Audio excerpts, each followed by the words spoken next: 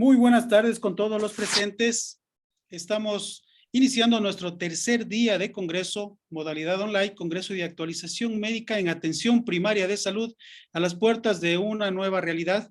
Nos acompañan 22 ponentes desde el 10 de enero al 18, en la cual vamos a abordar todas las temáticas referentes, principalmente los enfoques de atención primaria de salud, que es en el medio en el cual más del 82% de las problemáticas tienden a solucionarse. El día de hoy vamos a tener un día lleno de conocimientos, nos van a acompañar grandes ponentes, dentro de ellos pues tenemos a nuestro estimado doctor Rodrigo Enríquez, un gran amigo de la casa, en la cual nos ha acompañado en algunas exposiciones, tanto a la Asociación de Médicos Familiares de Loja del Ecuador y también en algunas otras ponencias. Doctor Rodrigo Enríquez, médico familiar, docente e investigador del grupo One Health de la Universidad de las Américas, Quito, Ecuador, investigador en economía de la salud y evaluación de tecnologías sanitarias en sureste, Quito, Ecuador, coordinador general de desarrollo estratégico en salud en el Ministerio de Salud Pública del Ecuador.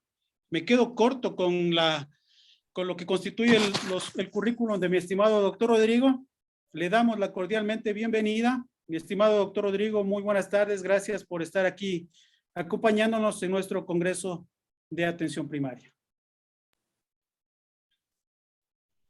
Álvaro, muchas gracias por esa presentación y para mí es un placer poder compartir con ustedes y entablar un diálogo en torno a un tema que tiene que ver con cómo vamos más allá de simplemente contar casos y contar muertes cuando hacemos vigilancia epidemiológica y queremos entender la situación de salud de una población. Desde nuestra perspectiva de profesionales que trabajamos en el área de atención primaria, esto es clave, poder tener una mirada diferente, una mirada distinta, cercana al trabajo en comunidad, pero sin que por ello deje de ser técnica, sin que por ello deje de ser científica. Así que gracias por este espacio y cuando ustedes me digan, arrancamos con el tema y por favor alguien que me controle el tiempo y me diga cuánto tengo para no extender. Claro, mi estimado doctor Rodrigo, puede iniciar, puede compartir pantalla. Y Patricio, nos ayudas con el tiempo, por favor, que mi estimado doctor Rodrigo tiene para... No se preocupe, yo le aviso, Rodrigo, tranquilo. Iniciemos nomás. Perfecto. ¿Me confirman si es que pueden ver mi presentación Excelente. en pantalla? Excelente, doctor. Sigamos nomás. Muy bien. Entonces, vamos a dar inicio.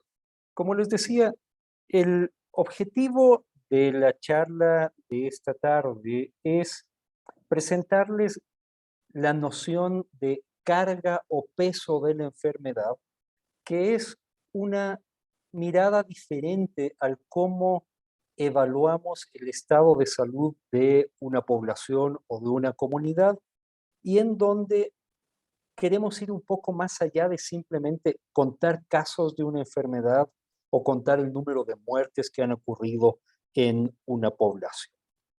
Y yo quiero que se imaginen, en primer lugar, ¿qué sucedería si es que ustedes pudieran meter toda su vida, todas sus buenas o malas experiencias, la buena o mala salud de la cual han disfrutado o sufrido hasta el momento en una caja? Y después pudieran comparar el estado de salud que ustedes han vivido desde que nacieron hasta ahora con el estado de salud de otras personas de su comunidad u otras personas en el mundo.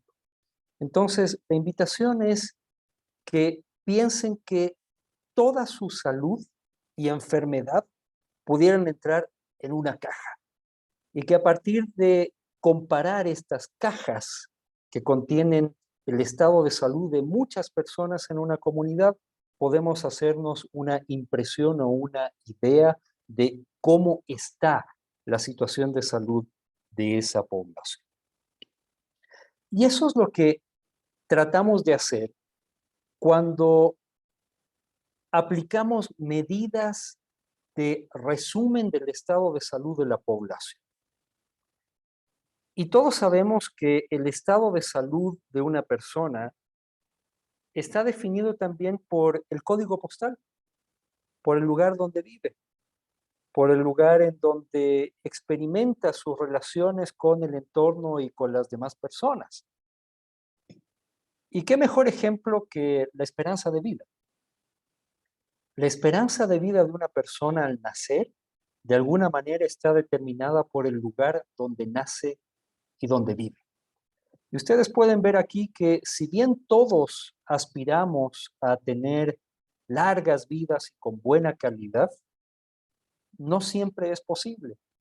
Y eso determina diferencias. Por ejemplo, una persona que nace en Japón el día de hoy fácilmente tiene una esperanza de vida que puede estar alrededor de los 84 años en promedio.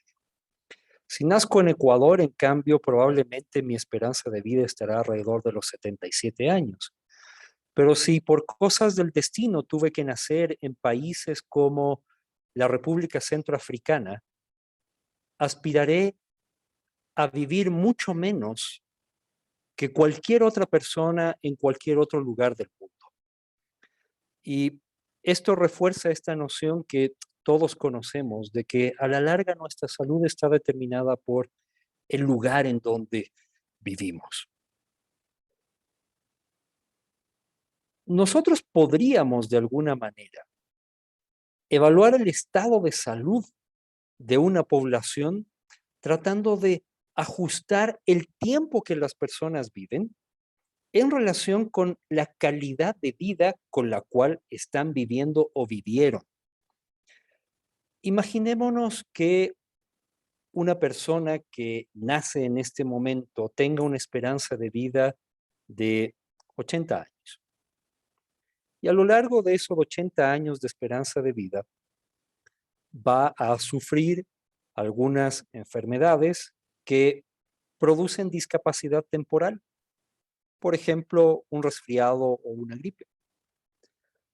Puede ser que en algún momento adquiera una enfermedad que ya genera cierta discapacidad que es permanente.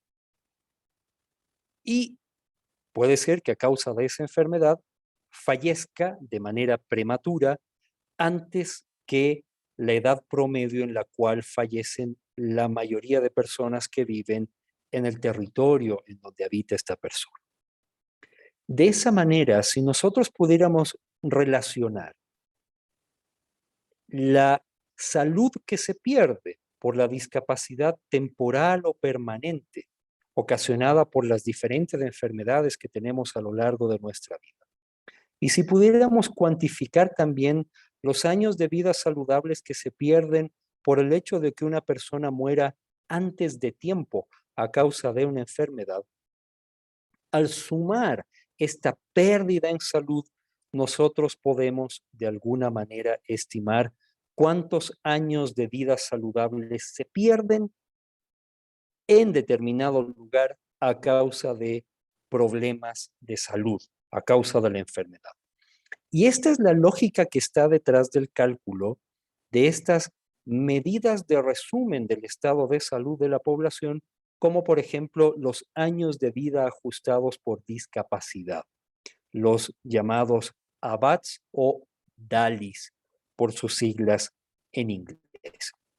Y esta es una métrica que se empezó a usar desde la década de los 90 por un estudio que le solicitó el Banco Mundial y la Organización Mundial de la Salud al Centro de Investigación de Salud Pública de la Universidad de Harvard en el año 1991. Y por eso los primeros estudios sobre el peso de la enfermedad o la carga de la enfermedad a nivel mundial empiezan a surgir ya durante la década de los 90.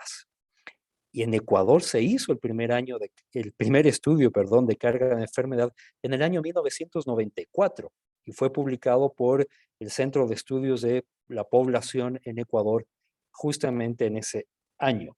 Por lo tanto, no es una metodología ajena, no es una metodología que no se haya aplicado en Ecuador, pero que ha adquirido un nuevo impulso, sobre todo durante la última década. Y ustedes encontrarán que periódicamente se publican reportes sobre la carga de enfermedad a nivel mundial por diferentes condiciones y que se publican en revistas internacionales como Lancet.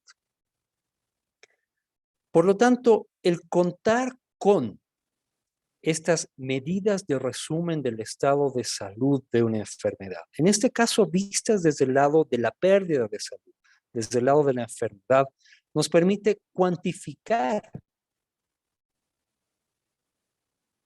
la pérdida de salud por mortalidad prematura o discapacidad temporal o permanente que ocasionan la de enfermedades, las lesiones, los accidentes, los factores de riesgo y relacionar esta pérdida de salud con variables como quién tiene esta pérdida de salud, en qué momento del tiempo se da la pérdida de salud, en qué lugar del planeta se da esta pérdida de salud.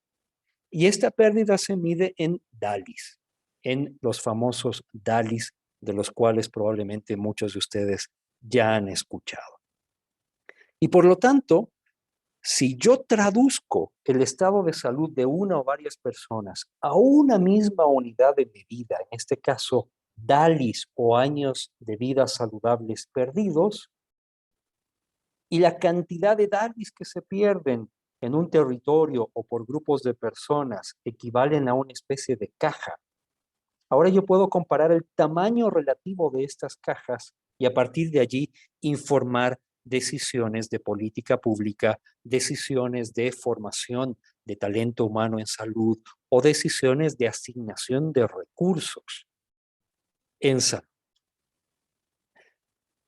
Y ese es el trabajo que con mi grupo de investigación hemos llevado a cabo desde hace al menos 4 años. Llevamos para el 5º año de trabajo. Lo que ustedes están viendo es un gráfico en el cual nosotros comparamos cuántos años de vida saludables se pierden en determinado año en Ecuador por distintas causas. Imaginen ustedes que el tamaño total de este cuadrado son todos los años de vida saludables que se pierden en Ecuador en un año determinado. Y el tamaño de los cuadrados o rectángulos dentro de esta caja están en relación con la magnitud de las pérdidas en salud que ocasionan diferentes enfermedades en el Ecuador. Ustedes pueden ver, por ejemplo, que en un año cualquiera se pierden más de 70,000 años de vida saludables por las muertes que ocasionan lo de infartos de miocardio o las cardiopatías isquémicas en Ecuador. Y el tamaño de esta pérdida es casi igual a la pérdida de años de vida saludables por accidentes de tránsito. Y curiosamente, a veces estamos más preocupados de condiciones crónicas como las cardiopatías isquémicas que de las muertes por accidentes de tránsito, cuando en términos de pérdida de salud en la población tienen el mismo impacto. Otro de ejemplos. Si nosotros vemos, por ejemplo, cuántos años de vida saludable se pierden en Ecuador por condiciones como infecciones respiratorias altas, por ejemplo, influenza o neumonías, la cantidad de años de vida que se pierden por estas causas es superior a los años de vida saludables que se pierden por VIH o SIDA en el Ecuador. Problemas como la tuberculosis todavía siguen generando una pérdida de salud considerable en nuestro país y no siempre reciben la atención debida. Ahora, es importante también diferenciar cuánto se pierde en años de vida saludables por muertes prematuras y cuánto se pierde por discapacidad y cuál es la influencia de la edad en la pérdida de salud.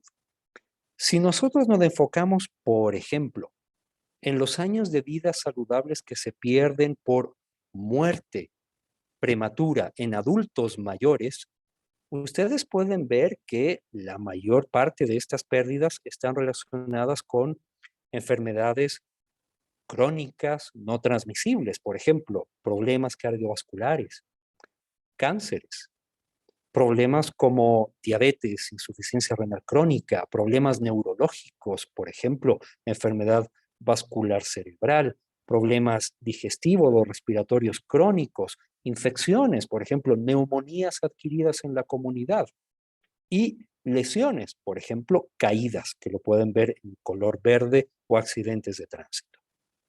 Esto es lo que mata a los adultos mayores en un país como Ecuador. Pero si solamente contamos muertes, estamos invisibilizando una gran cantidad de otros problemas de salud que, por ejemplo, discapacitan, pero no matan. Y por el hecho de que discapacitan, pero no matan, no siempre son problemas que son evidentes y dejamos de prestarle atención a estos problemas que reducen la calidad de vida en la población.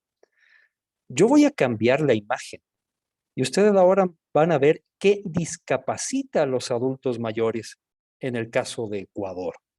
Y ustedes ven que hay una gran pérdida de años de vida saludables por problemas como alteración de los órganos de los sentidos, la pérdida progresiva de la agudeza visual, la pérdida progresiva de la audición, la pérdida de piezas dentales,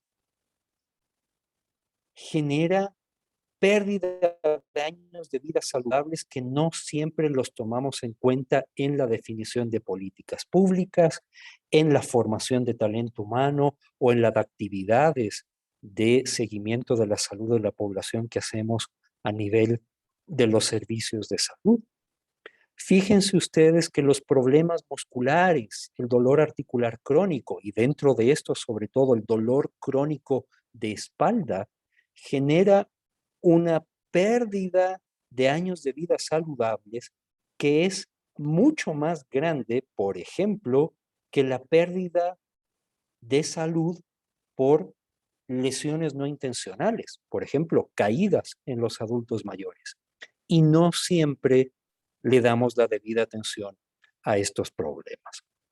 Por lo tanto, la lógica que hay detrás de utilizar medidas como la carga de enfermedad cuantificada en DALYs o años de vida saludables perdidos, ahora ya nos permite poner en perspectiva el peso relativo que tienen diferentes problemas de salud en la comunidad. Y esto es lo que hemos tratado de hacer desde hace varios años con algunos colegas de la Universidad de las Américas.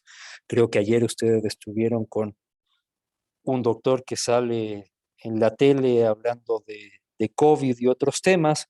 Bueno, junto con Esteban hemos trabajado algunas de investigaciones en torno a la carga de enfermedades específicas en el caso de Ecuador. Fíjense ustedes en el gráfico que tienen en pantalla. La pérdida de años de vida saludables, es decir, los DALYs, por infecciones respiratorias agudas en un periodo de más o menos 5 años, entre el 2011 y el 2015. Y fíjense ustedes que en celeste está cuántos de estos años de vida saludables que se pierden por infecciones respiratorias se dan en el grupo de adultos mayores. ¿Cuántos se dan en la población adulta joven y cuántos se dan en los niños? Y ustedes ven en los tonos en azul que la mayoría de la pérdida de salud por infecciones respiratorias agudas se da justamente en el grupo de adultos mayores y se da también en el grupo de menores de 5 años de edad. Por lo tanto, está perfectamente justificado el hecho de que desde una perspectiva de salud pública sean estos extremos de edad los que reciban mayor atención para la prevención y el tratamiento de infecciones respiratorias agudas. Por eso es importante el seguir lineamientos como, por ejemplo, el IEPI, o el fortalecer las estrategias de vacunación, de inmunización contra infecciones respiratorias, por ejemplo, neumococo, influenza y ahora COVID, justamente en los extremos de edad. Por lo tanto, el utilizar este tipo de medidas puede ayudar a informar la toma de decisiones en política pública. Podemos también traducir esto a mapas. Podemos ver también qué territorios están más afectados o tienen un mayor peso de ciertas enfermedades.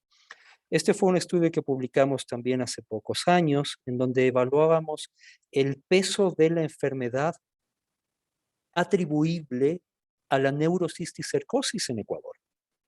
Miren ustedes que hay una afectación muy importante, especialmente en las provincias del sur del país y especialmente en la Sierra Sur en el país. Pueden ver en rojo y en puntos amarillos las áreas que están más afectadas por neurocisticercosis y curiosamente coinciden también con las áreas en donde se presentan con mayor frecuencia secuelas, por ejemplo, epilepsia o estatus epiléptico o hidrocefalia o migraña, que es una secuela muy frecuente en pacientes que tienen neurocisticercosis. Por lo tanto, esto también nos permite identificar en qué territorios hay mayor peso o carga de ciertas enfermedades y, por lo tanto, dónde deberían intensificarse las medidas de prevención o de atención. ¿Qué pasa con temas como, por ejemplo, el suicidio? Hicimos un análisis de más o menos 15 años de la carga atribuible a suicidios en Ecuador. Lamentablemente, en condiciones como el suicidio, lo que podemos hacer es evaluar en retrospectiva qué está pasando, porque no siempre tenemos suficiente información como para poder actuar antes. Por eso la necesidad de invertir mayor cantidad de recursos en temas como salud mental en la población. Esa es una deuda histórica, no solamente en Ecuador, sino a nivel mundial. En promedio, en Ecuador, se pierden entre 6.000 a 11.000 años de vida saludables en la población por suicidios. Y la forma de suicidarse en la población ha cambiado. Con la restricción del uso de armas y la prohibición de venta de armas que se dio varios años atrás, se empezó a reducir el suicidio utilizando armas de fuego y empezó a aumentar más bien el suicidio por ahorcamiento y con el uso de tóxicos. E incluso hay patrones distintos de método de suicidio relacionados con el sexo de la persona que se suicidó. Las mujeres, por ejemplo, prefieren utilizar tóxicos o medicamentos o venenos para suicidarse. Los hombres, en cambio, suelen utilizar ahorcamiento o métodos más violentos para cometer suicidio. Todo esto se puede revelar cuando hacemos, por ejemplo, análisis de carga de enfermedad y analizamos también las tendencias temporales. Es evidente, por ejemplo, que la carga de enfermedad por suicidio ha ido aumentando en los últimos años en países como Ecuador y se agravó también en estos años de pandemia. Podemos hacer un análisis por sexo, podemos hacer análisis por grupos etarios, por territorio. Por lo tanto, la invitación es que empecemos a incorporar este tipo de métricas en nuestra actividad como profesionales de atención primaria. ¿Qué pasa con condiciones como el cáncer de tiroides en Ecuador? En este momento estamos viendo un aumento en la carga de enfermedad por cáncer de tiroides, probablemente por sobrediagnóstico. La mala práctica de solicitar estudios ecográficos en personas que tienen diagnóstico de hipotiroidismo primario ha hecho que aumente la incidencia del cáncer de tiroides en Ecuador sin que se haya reducido la mortalidad por cáncer de tiroides. Si nosotros viéramos las curvas del número de casos versus el número de muertes por esta condición en Ecuador, hay una disociación de estas curvas. Diagnosticamos muchos casos de cáncer de tiroides, la mayoría hallazgos incidentales por el uso de ultrasonido, sin que haya cambios en la mortalidad. Y por lo tanto, este es un claro ejemplo de cómo el abuso de métodos diagnósticos puede llevarnos a inflar las estadísticas de alguna enfermedad sin que eso vaya en beneficio de la población. Si ustedes ven el cambio entre el 2011 y el 2016 en la incidencia acumulada de cáncer de tiroides en diferentes partes de Ecuador, hay un aumento notable de incidencia, pero esto no necesariamente significa un aumento en la mortalidad, y eso probablemente significa que el sobrediagnóstico no beneficia realmente a la población. Ahora, cuando se hacen este tipo de estudios o de análisis de carga de la enfermedad, hay que tener ciertas precauciones, sobre todo en la interpretación de los estudios y cuando hacemos la lectura crítica de estos estudios.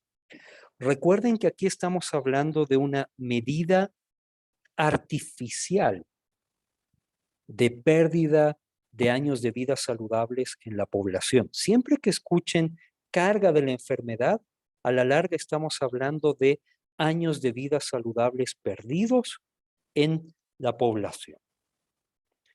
Y para el cálculo de la carga, recuerden que estamos utilizando un ideal de esperanza de vida.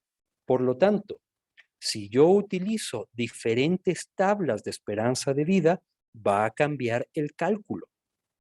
Si yo utilizo, por ejemplo, las tablas nacionales de esperanza de vida para hacer mis cálculos de carga, probablemente voy a subestimar la pérdida de años de vida saludables porque voy a utilizar tablas que tienen una esperanza de vida menor en relación con la esperanza de vida promedio mundial. En la actualidad, se recomienda utilizar la máxima esperanza de vida promedio de la especie humana, que se estimaba alrededor de 86 años. ¿Y por qué se utilizan la máxima esperanza de vida promedio? Porque estamos hablando de que para evaluar el estado de salud de la población, alguien que nace en cualquier parte del mundo debería aspirar a vivir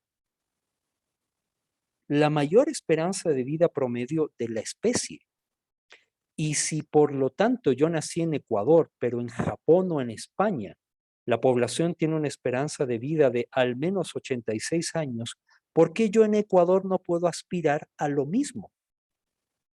De esa manera nos obligamos o nos forzamos a que las intervenciones en salud vayan a mejorar esperanza y calidad de vida, en lugar de conformarnos con la esperanza y la calidad de vida que nos tocó porque nacimos en determinado territorio. Hay que tener mucho cuidado con el cómo hacemos los registros de diagnósticos durante la atención, porque los cálculos para vigilancia epidemiológica o los cálculos para carga de la enfermedad utilizan las bases de datos que se construyen a partir de los reportes que cada uno de nosotros hace en las atenciones del día a día o en la emisión de certificados de nacimiento y de defunción.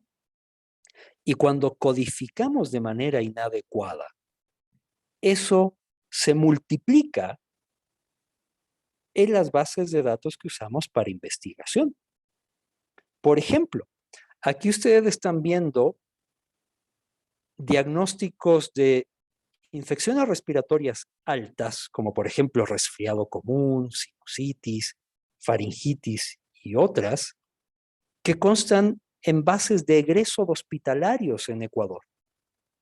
Y encontramos cosas tan absurdas como, por ejemplo, alguien con resfriado común, con más de 20 días de estancia hospitalaria en algún hospital de Ecuador. Eso probablemente es un error de codificación del diagnóstico de ese paciente que estuvo hospitalizado. Pero esto puede afectar los análisis que se hacen y pueden afectar también la toma de decisiones. Por lo tanto, los malos registros o el no contar con sistemas adecuados de vigilancia epidemiológica y de notificación pueden a la larga traducirse también en no tener información adecuada para informar decisiones de política pública. Hay que tener en cuenta también que para los cálculos de carga de enfermedad, necesitamos de alguna manera tener una idea de cómo una enfermedad afecta la calidad de vida de una persona que tiene esa enfermedad o esa condición.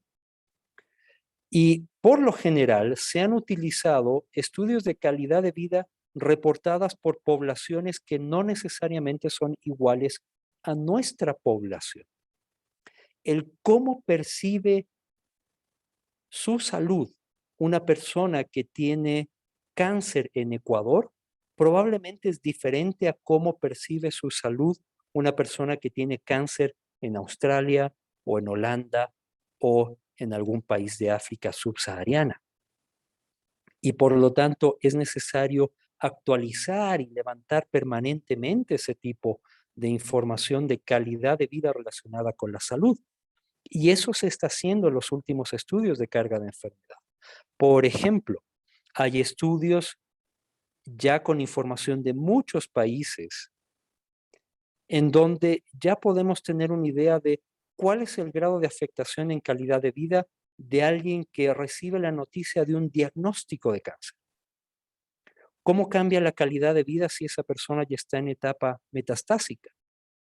Si es que ha sido sometido a una intervención como una mastectomía o una resección intestinal que requiere la confección de un estoma, por ejemplo, de una colostomía. ¿Cómo cambia la calidad de vida si estás o no en cuidados paliativos? Y por lo tanto, estas tablas estandarizadas de puntajes serán mejores mientras más personas hayan contestado estas encuestas de calidad de vida a lo largo del planeta y de esa manera podemos tener mejores estimaciones. Hay que tener también cierto escepticismo y ser críticos frente a estas medidas. Es decir, no hay que tomarlas simplemente como algo que está dado y ya grabado en piedra, porque hay ciertos temas de metodología que pueden tener implicaciones bioéticas. Y aquí me quiero detener un minuto. Cuando las metodologías de estimación de carga de la enfermedad surgieron en la década de los 90, auspiciadas por un banco, en este caso el Banco Mundial, la óptica que se utilizó para el análisis era una óptica muy economicista, en donde las personas se ven como capital. De hecho, hay metodologías como la de capital humano, en donde la fuerza productiva, el trabajo de las personas, se ve como un insumo de capital. Y eso es lo que llevó a que al inicio, en la década de los 90, cuando se planteaban estas metodologías, se le dé un peso diferente a la enfermedad que afectaba a la población en edad de trabajar en relación al peso que se le daba a la enfermedad si es que ocurría en una persona jubilada, por ejemplo, un adulto mayor de 60 o 65 años, o un niño o un adolescente. Y eso es lo que están viendo en este gráfico. En los estudios iniciales de estimación de carga de la enfermedad, se le daba mayor discapacidad a aquella enfermedad que se producía en la población en edad de trabajar, por ejemplo, entre los 15 y 55 años, a la población económicamente activa, y se le daba menor importancia a la enfermedad que ocurría en los adultos mayores o en la población infantil o adolescentes. Y eso significaba que un año de vida saludable perdido en un niño y en un adulto mayor valía menos que un año de vida saludable perdido en alguien en edad de trabajar o en edad productiva. Por lo tanto, esta era una visión totalmente economicista. Por fortuna, ante las críticas de muchos salubristas y al entender que esto era un problema ético, se eliminó este ajuste que se hacía por edad en la estimación de carga de enfermedad. Y esto ya no se hace. En la actualidad, más bien lo que se hace es, déjenme borrar los dibujitos. En la actualidad, más bien lo que se hace en la estimación de carga de enfermedad es básicamente hacer un ajuste de la carga por el tiempo, pero ya no por la edad. ¿Cuál es la idea de hacer este ajuste que estoy señalando aquí con una flecha por el tiempo o descuento temporal? Es básicamente que si yo soy un ministro de salud y me dicen que con determinada intervención yo puedo evitar la pérdida de salud por una enfermedad, es mejor decidir ahora que esperar, porque voy a evitar mayor pérdida de salud actuando hoy que la pérdida de salud que podría evitar si es que logro diferir mi decisión. Por lo tanto, otro ajuste que se hace en los estudios de carga de enfermedad es aplicar un descuento temporal básicamente para obligar a los tomadores de decisión a actuar ahora y no esperar. No quiero aburrirlos con temas de metodología, pero en la actualidad hay una gran cantidad de análisis que se están haciendo también para saber cómo los factores de riesgo generan pérdida en salud en la población. Entonces hay unos modelos súper complicados que de alguna manera nos permiten estimar esto, pero esto ya nos permite, por lo tanto, poder comparar cómo un factor de riesgo genera pérdida en salud, cómo el fumar genera pérdida de salud en la población, cómo el ser hipertenso genera pérdida de salud en la población. Y esto es lo que está llevando a que ahora tengamos, por ejemplo, tableros de información disponibles en Internet.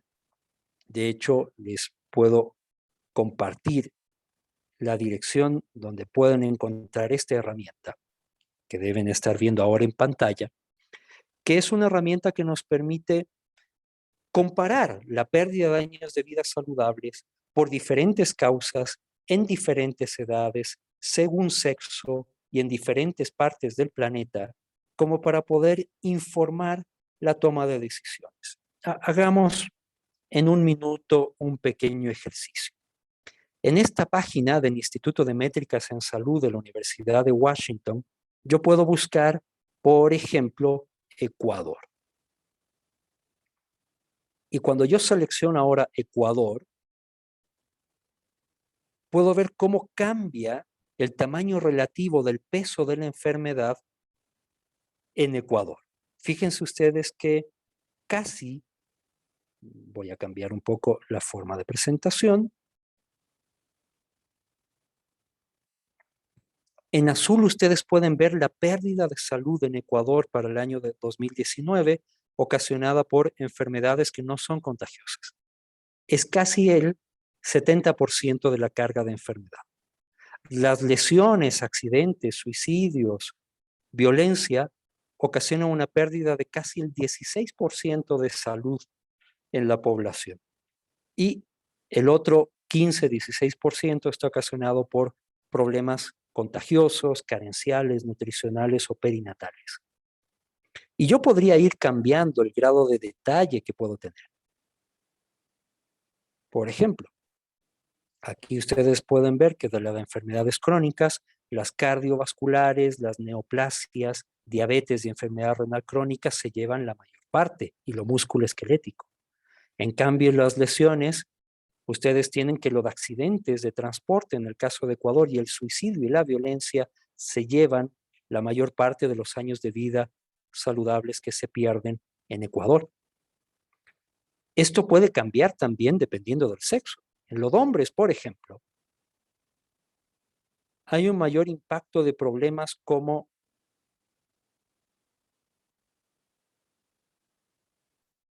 los accidentes o la violencia. Veamos si es que me deja. Miren, en las mujeres, en cambio,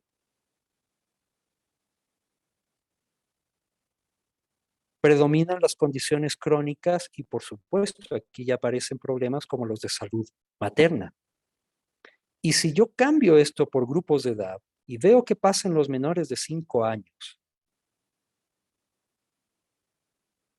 fíjense ustedes que los problemas congénitos, aquellos problemas que se ocasionan durante el periodo neonatal, las infecciones respiratorias bajas como las neumonías, las diarreas, obstrucciones de vía aérea por cuerpo extraño, ocasionan mayor pérdida de salud. En cambio, en los adultos mayores, por ejemplo, mayores de 70 años, cambia completamente el perfil epidemiológico. Y de esta manera yo puedo tener información para decidir, por ejemplo, dónde invertir más. ¿Cómo definir el currículum de formación de especialistas o de profesionales en salud? E ir monitoreando en el tiempo cómo cambia la situación. Y con esto quiero terminar. Porque yo también en este visualizador puedo ver cómo han ido cambiando de ranking los problemas de salud en la población en Ecuador en el tiempo. Por ejemplo, cómo a lo largo del tiempo los problemas infecciosos, carenciales, han ido reduciendo su peso o carga de enfermedad, y cómo en la transición epidemiológica y demográfica que en la actualidad vivimos, empezamos a tener una doble o triple carga de la enfermedad con un predominio de condiciones crónicas como cánceres, cardiovasculares, diabetes, insuficiencia renal, sin haber eliminado todavía el peso de la enfermedad que ocasionan problemas como complicaciones durante el embarazo y el parto, infecciones, neumonías, tuberculosis, infecciones de transmisión sexual, VIH, diarreas y problemas carenciales como malnutrición. Y a eso le sumamos además la carga o peso de enfermedad por accidentes, lesiones, violencias, accidentes de transporte.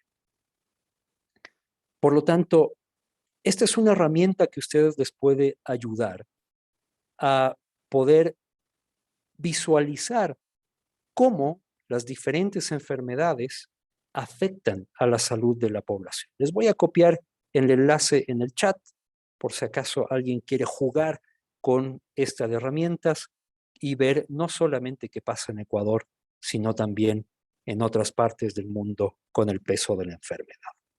Me voy a detener aquí y más bien, si hubieran preguntas o comentarios, con mucho gusto podemos resolverlas. Claro, mi estimado doctor Rodrigo, primero felicitaciones por su ponencia, muy clara, muy precisa y que nos hace ver muchas cosas que, bueno, en cuando trabajamos en atención primaria son muy previsibles. Mi querido doctor Rodrigo, tenemos algunas preguntas. Nos indican, ¿qué hacer si los que manejan salud pública no se prioriza la compra de medicamentos con eficacia terapéutica aprobadas en patología frecuente crónica? Por ejemplo, manejo de hipertensión, diabetes e insuficiencia cardíaca, y se sigue siendo basado en un cuadro de medicación básico caduco, es más costoso la hospitalización por descompensación de sus pacientes. Totalmente de acuerdo. Yo creo que un gran problema en el Ecuador es que, en primer lugar, tenemos invertidas las prioridades. Del presupuesto del Estado se gasta mucho más en atención hospitalaria, en segundo y tercer nivel, que en atención primaria. O sea, nuestra pirámide de prioridad está invertida. Invertimos más en lo hospitalario y en lo curativo, que en lo preventivo, las intervenciones que hay que hacer a nivel de la comunidad. Y eso se refleja también en cómo se hacen las compras públicas. Gastamos una gran cantidad de dinero en medicamentos de alto costo para condiciones crónicas que tienen ya una esperanza de vida reducida, en lugar de invertir en actividades de prevención. Por ejemplo, hay medicamentos que podríamos comprar mediante compras internacionales, con fondo estratégico, para la atención de hipertensión o de diabetes. Por ejemplo, polipíldoras para hipertensión. Si las compramos mediante compras centralizadas a través de mecanismos como, por ejemplo, fondo estratégico de la Organización Panamericana de la Salud y de la OMS, podríamos conseguir polipíldoras para hipertensión y manejo de otras condiciones crónicas a una fracción del costo en el cual estamos comprando ahora todos esos medicamentos. Pero además, yo creo que también hay que tener cierta corresponsabilidad. ¿Cómo están los patrones de prescripción de cada uno de nosotros como profesionales de la salud? Vale la pena de alguna manera analizar en qué estamos gastando y recordar que buena parte de los presupuestos de salud están dados por lo que escribimos con esta herramienta. Lo que escribimos con un esferográfico o una receta, de alguna manera influye en casi el 95% de los gastos de medicamentos de dispositivos en cualquier sistema de salud. Cuando yo a mi paciente con sospecha de COVID leve y no complicado, le mando un kit de medicamentos de nula o escasa eficacia, ivermectina, hidroxicloroquina, acitromicina, otro de antibióticos, le mando inyectarse corticoides para una condición que en ese momento no lo amerita, estoy contribuyendo también al mal uso de recursos en cualquier sistema de salud y en ambos sectores, de lo público y lo privado. Por lo tanto, yo sí creo que hay que hacer mucho énfasis en generar evidencia para informar adecuadamente la toma de decisiones y continuar con espacios como el que ustedes están haciendo ahora, de educación y de formación y desarrollo profesional continuo para los profesionales de salud y que en conjunto tomemos mejores decisiones. Los gerentes necesitan mejor capacitación. Los ministros, los directores necesitan mejor capacitación. Los profesionales de salud también y la población también. Sí, es mi estimado doctor Rodrigo, muy acertado su respuesta. Tenemos otra pregunta. Si los extremos de la vida, adultos mayores y niños, son los más afectados y presentan incapacidad o discapacidad, quiere decir que el abordaje integral de salud en estos pacientes es fundamental y esto debe realizarse en el primer nivel de atención. El Estado debe replantearse la estrategia de salud y pasar de la curación a la prevención de salud. Definitivamente sí. De hecho, en este momento se están haciendo discusiones en torno al Plan Decenal de Salud. Y quiero invitarlo a hacer aportes al Plan Decenal de Salud. Y hay que aumentar presupuesto en salud, pero también hay que aumentar cuánto del financiamiento en salud se destina a primer nivel.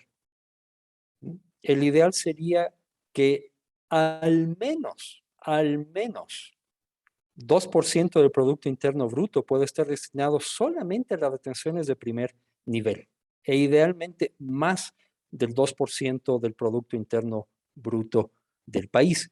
Y lo otro importante, y yo creo que eso es algo que como profesionales de atención primaria siempre debemos tener en cuenta y es una fortaleza, es el enfoque de ciclo de vida.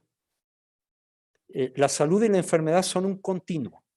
De la misma manera, el ciclo de vida de las personas es un continuo. El separar por grupos de edad o por grupos programáticos es una separación artificial.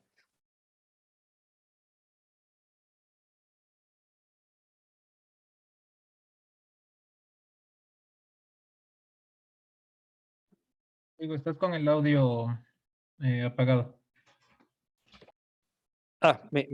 Me quedé silenciado, perdón.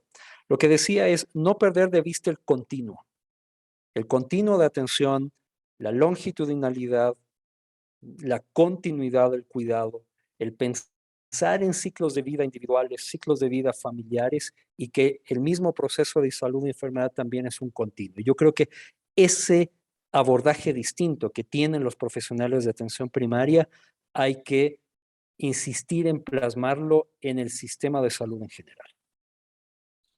Excelente, mi querido doctor Rodrigo. Tenemos una pregunta. ¿Qué opina de que muchos oncólogos en otros países frente a diagnóstico de cáncer papilar de tiroides prefieren no operar versus otros que solo realizan tiroidectomía parcial? ¿Cuál es su opinión acerca de este dilema? Yo creo que no hay dilema. Yo creo que en realidad los planteamientos desde una óptica de prevención cuaternaria, es decir, tratar de evitar o reducir el daño a la salud que ocasiona la atención de salud, siempre debe estar presente. Por lo tanto, hay que tratar de ser menos agresivos en el uso de intervenciones que a veces generan más daño que beneficio. Por eso, en el caso de cáncer de tiroides, que es un cáncer que en la mayoría de casos no va a generar mortalidad en un plazo muy corto y que se puede dar un manejo expectante,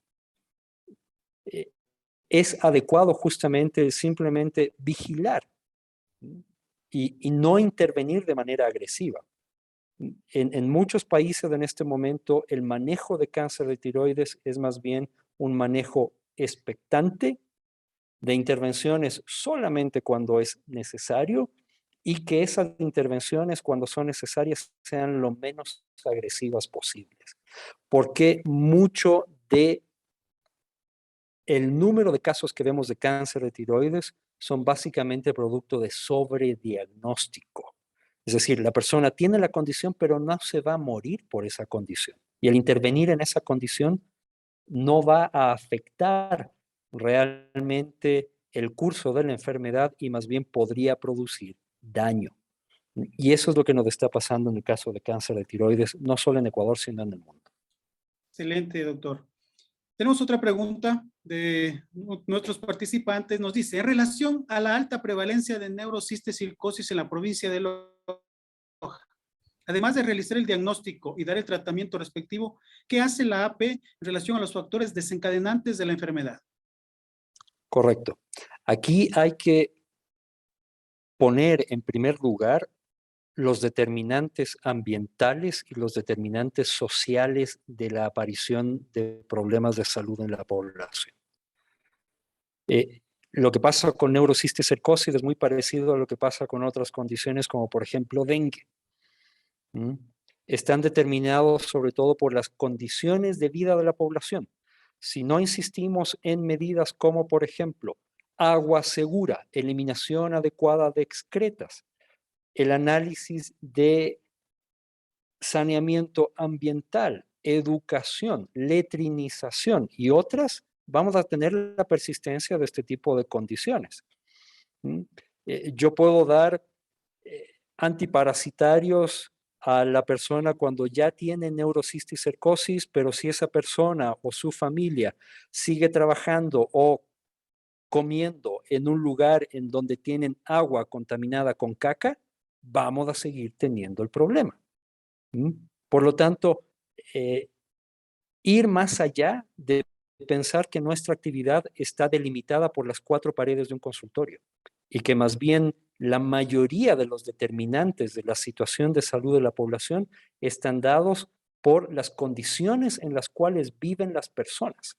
En el caso del dengue, yo puedo enviar brigadas de médicos a detectar casos y a tratar casos de dengue, pero si la gente sigue viviendo en medio de un charco en donde proliferan los vectores y no hago un adecuado control ambiental, voy a seguir teniendo epidemias de dengue o de malaria y de otras condiciones en el país. Es lo que nos pasa con el COVID también.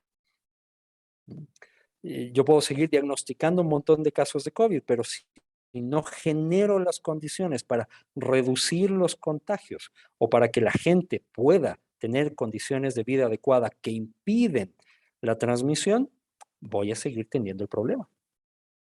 Muy bien, mi querido doctor Rodrigo. Nos indica otro amigo. Cada día es mayor el número de personas conscientes de que la crisis económica y sanitaria global y a su vez se vincula con errores o vulnerabilidad en valores y normas éticas comunes. ¿Qué podríamos hacer en la construcción de leyes que mejoren el acceso a los servicios sanitarios? Lo primero, el poner a las personas en el centro, el priorizar la salud colectiva sobre la salud individual y a respetar lo que dice la Constitución de que la salud de las personas y de la comunidad tiene que estar por encima de cualquier interés económico. Buena parte de los problemas de salud que vemos en el mundo en la actualidad están dadas por un modelo de producción económica, de acumulación, depredador, que pone primero los intereses económicos por encima de los intereses de las personas. Lo hemos visto en esta pandemia.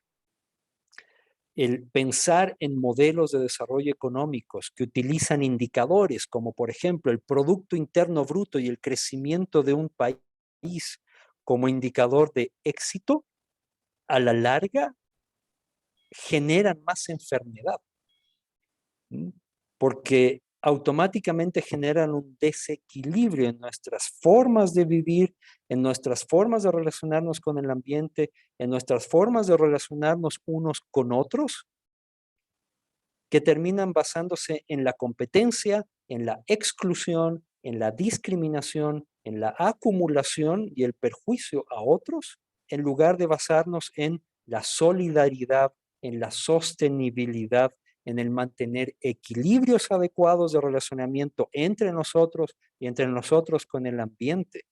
Por lo tanto, mientras no logremos cambiar el modelo de desarrollo económico, pensando en modelos más bien de sostenibilidad y no de acumulación y de depredación, yo creo que vamos a seguir todavía con muchos de los problemas que en la actualidad vemos a nivel mundial.